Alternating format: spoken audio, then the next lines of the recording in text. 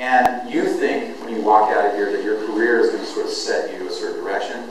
Well, I'm about to tell you that that doesn't always turn out the way it turns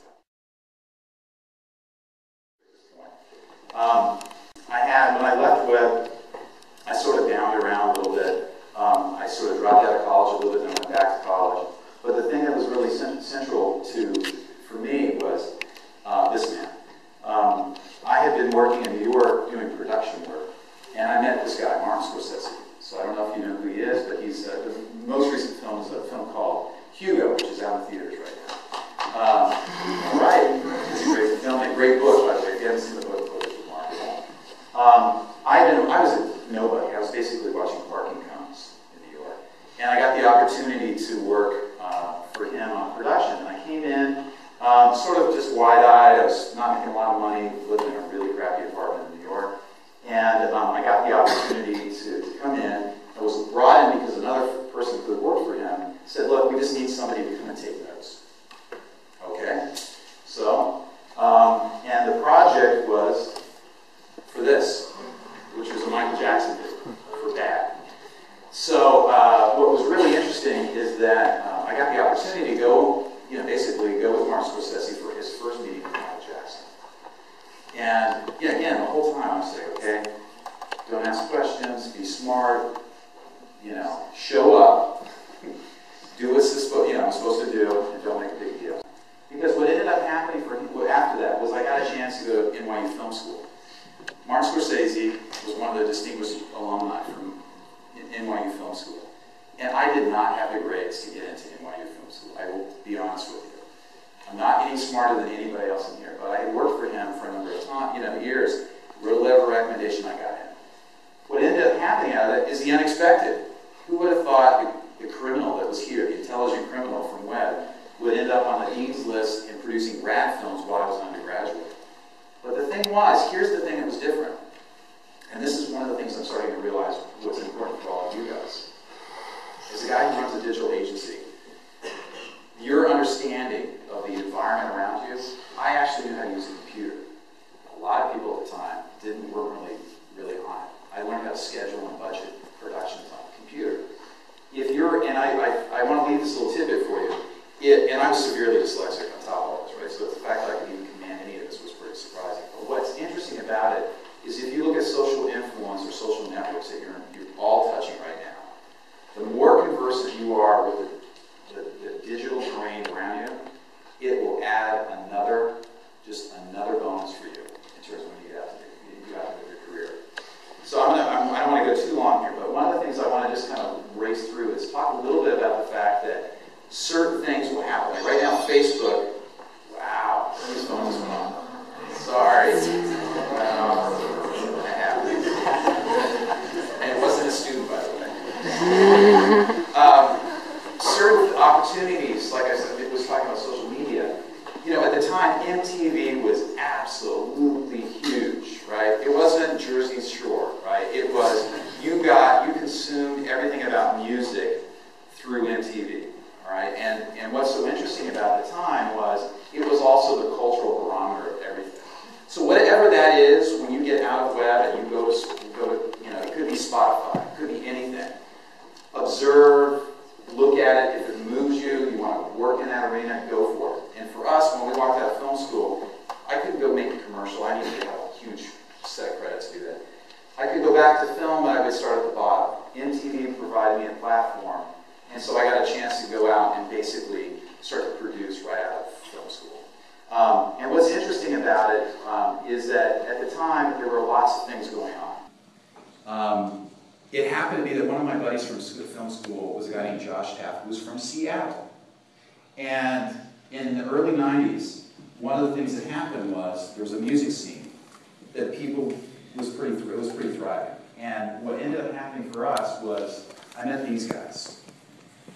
These are the members of the band Pearl Jam. And when I met Eddie Vedder was pumping gas in San Diego. And he was just a surfer. He used his job just to get enough money so he could go surfing. The guy in the middle, the Stone Concert, who was the best friend of Josh Taft. They'd grown up together. And we were down in Los Angeles sort of battling away doing really big hair bands. really big hair bands, because that was the music at the time. But we were brought up to Seattle because Josh said that Stone was putting this band together. And we did Alive and Even Flow, which were two important videos at the time.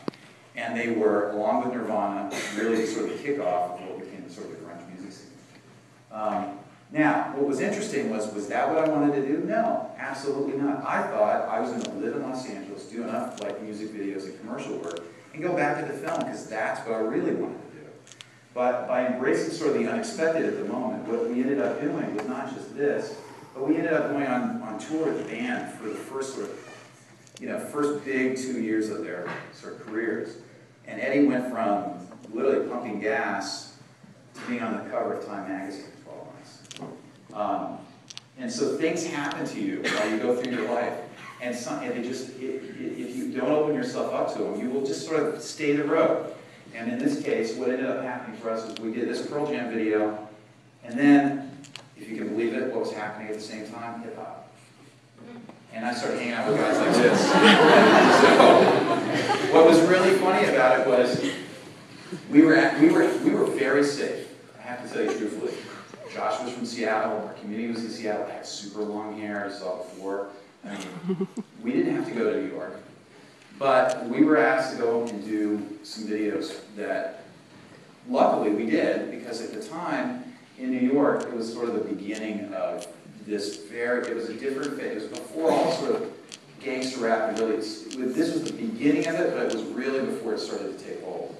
And we got a chance to do a couple of very important videos. Cypress Hill's Insane in the Membrane. We ended up doing a award tour with a tribe called Quest, which is basically, for the older folks in the room, is essentially the sort of the James Brown of the early hip-hop period. And that's where this group is. And so, and then when we were there, we thought, okay, well now, all right, we've done enough. We've done the hip hop thing. We've done the grunge thing. We're good. Let's all both go in. We talked about, we're going to do a short movie, and we're going to go and get back into the film business. Instead, we went to London and started doing Oasis and Jamiroquai, and we found ourselves in London. Going, again, long-haired guys, beards. Going, what are we doing here? These guys got tight pants, dirty clothing. Why are we here? But what happens is you sort of look at every opportunity as a turnstile to kind of move into something else. What's interesting was I started to get a little bit burned out and realized that this dream I had to do a film was something really important to me. So I started to think about, what, the thing I need to think about is, wait a second, what are the things I'm learning, and what are the things I can actually apply to possibly doing something different? So at the very sort of top of the game, I quit. I had started this company with Josh called Cowboy Films, and after winning 3 MTV Awards in the same year, I decided to quit. And what I did instead was I decided to finally do a film. And this time, this was my target, which was the Sundance Film Festival. So Sundance was started by Robert Redford. It's in Utah. Some of you guys may know about it. And what was interesting was that I just decided to do a film on something that happened to me when I was 21, which was late one morning on West End Avenue in Nashville. A guy lost control of his motorcycle, hit the pavement, and died.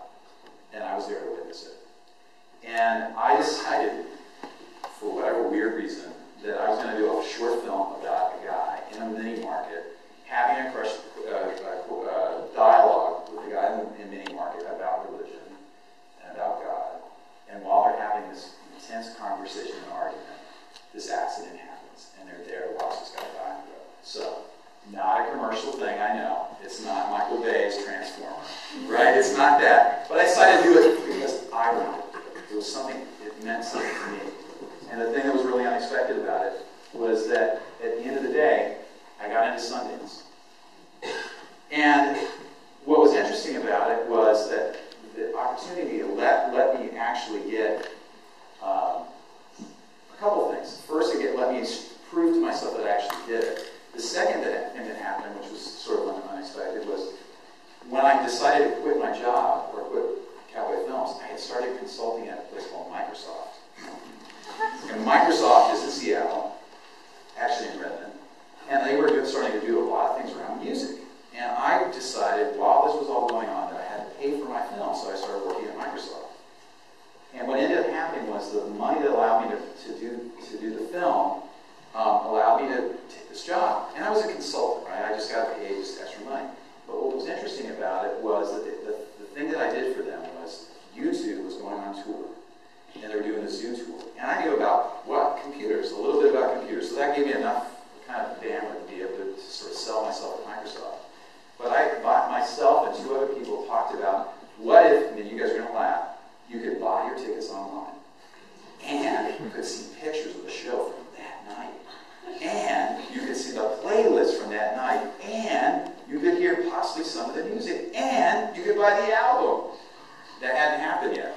So we put this Zoo tour together. We went on tour, basically supported the band while we went through and you could buy your tickets and you can see all the stuff now that you guys take so for granted. You look on your phone to find it. Your favorite show, right? Whoever it is in Nashville, and you know. That at the time was a big deal. So what ended up happening was I got to Sundance, got an agent, got there. Was I was going to go in the film business? No. I ended up working for this guy. And it's sort of bizarre because what ended up happening was I did a couple of things, including working at a place called Microsoft Studios, which was I was the first executive producer hired there to build a studio. And again, I'm thinking to myself, why did I take this job? Well, at the time, here's the reality, folks. My wife was really, my then girlfriend, fiance, was really sick. She had something called Graves' disease, and I had no health insurance. So I'm looking at Sundance, having an agent, being a director, all this other stuff, and I'm looking at the reality that I had a sick wife, and I had to get health insurance. So I took the Microsoft job. Unexpected, but it happens, right? You have to do what's important. And what's interesting about it was that I got a chance to really sort of look at this opportunity. And what ended up happening was, because I was working at Microsoft Studios, I got a chance to do a number of things with executives. And one of those things was, Bill Gates is not a funny guy. Okay? I don't know if you know that, he's not a funny guy. And what's interesting is that my job was to make him funny. So I brought in writers from Saturday Night Live and eventually from Conan and a bunch of other shows over a couple of different years. And I dressed up Bill Gates as Harry Potter. I dressed him up as Napoleon Dynamite. And he did these videos, and that would be the opening when he would come out on stage. So we'd get everybody laughing, and then he would come out and be Mr. Dry, right? So here was a guy, again, like music videos, everything else, and I ended up doing this work. But what's interesting about it is that it allowed me to have it be the sort of access point for a lot of people in the entertainment business who wanted to talk to Microsoft, because I was sort of the entertainment guy, which, whatever that is. But the unexpected thing was I was looking at my job and going, wow, is this really what I want to do? I want to be a film director. Okay, well, I'll do this for now, right? Now, one of the things that's really interesting, and this I think is probably the most current thing that you guys will sort of get out of this, is that at Microsoft at the time, they were doing a lot of really cool things, including figuring out how to stream movies on the internet. And so at Microsoft Studios, we started to crunch sort of these algorithms to try to figure out how can you take really beautiful images, push them down to a size that people can understand, and then watch those things on the internet. That little fundamental discussion got me introduced to this guy. This is James Cameron. And James Cameron came to Microsoft out of a discussion that I had with him at an event. And he was backstage, and we started having a conversation about, literally talking about how the heck do you do a big, broad project, a big, mind-blowing job that allows you to really sort of bring big media together. And what ended up happening was, for 8 years, we worked on the technology that allowed this thing to happen. The technology was called Gaia. And Gaia allowed you basically to put gigantic amounts of digital media on servers. And it used to be, when you made a big digital film, that basically you would watch something like this, and it'd take 3 months for you to be able to see an image like this. But what we ended up figuring out is actually you could do it on set. It looks sort of like bad Lara Croft music video, like game quality. But the bottom line is that you could actually show on set basically the rudimentary figures. And here's the thing that's sort of surprising for me, especially in the last couple of years, is I started looking back through my career and realizing that, wait a second, all this stuff just sort of happened. Why did they happen like this? Where is the source of a lot of this, the sort of this guide that I had? And what I realized was, I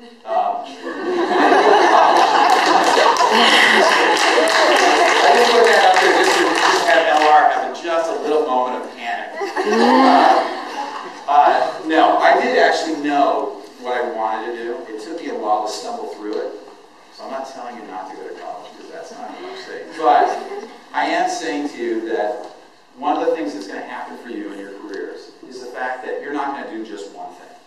Your grandparents and your parents ended up thinking that they were going to do just one thing. You're going to have a portfolio of careers. So, for example, friends of mine who are software developers happen to also be the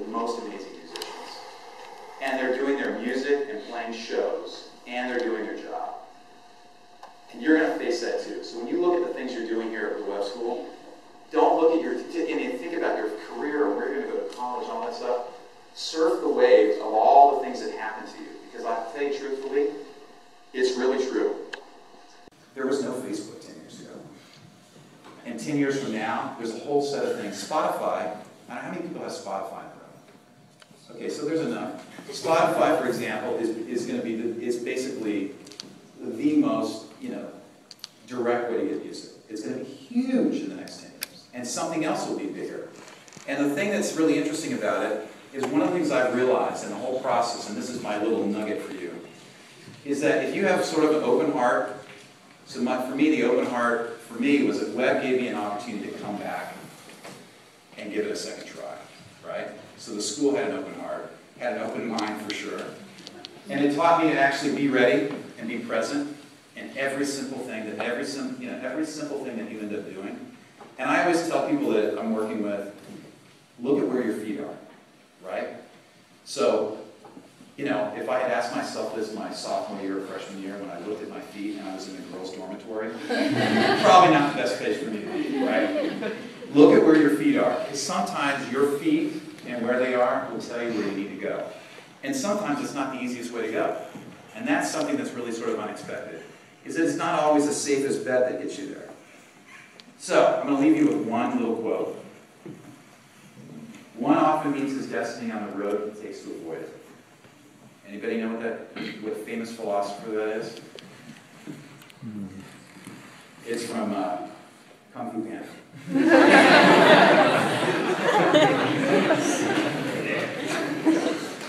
Kung Fu Panda. So, unexpected, right? Unexpected things, unexpected things. So just pay attention and really, the thing about this place is that you don't even know it now, but the guideposts that you have and the friendships you have in this room are ones that will stay with you the rest of your life. So value those, and thanks for having me talk.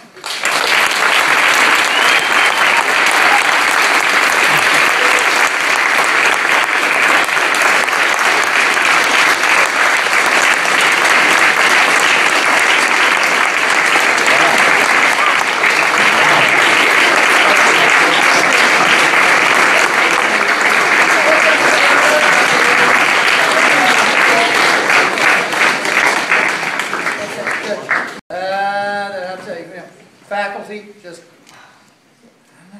need to remember, I need to look. Class of 2015. I guess there's hope for you yet.